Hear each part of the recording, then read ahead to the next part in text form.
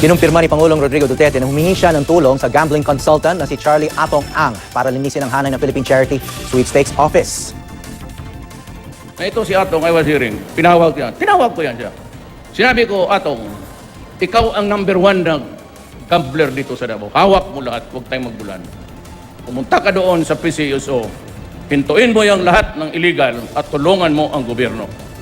That was the only reason why I called for Atong Ang. Sino nga ba si Charlie Atong Ang at bakit siya didawit sa mga nawawalang sabongero?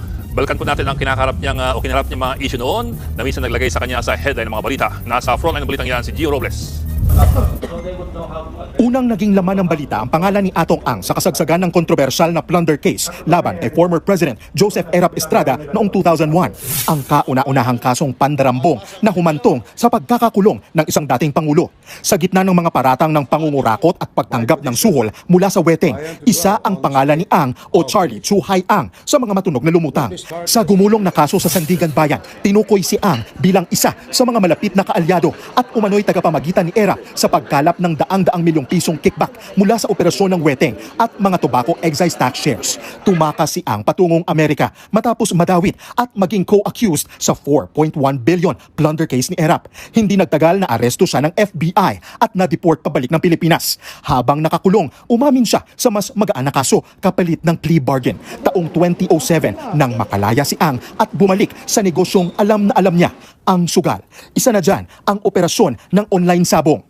Hanggang sa nadawit na ang pangalan niya sa isa sa pinakamisteryosong kaso sa bansa ngayon, ang pagkawala ng dose-dosenang sabongero.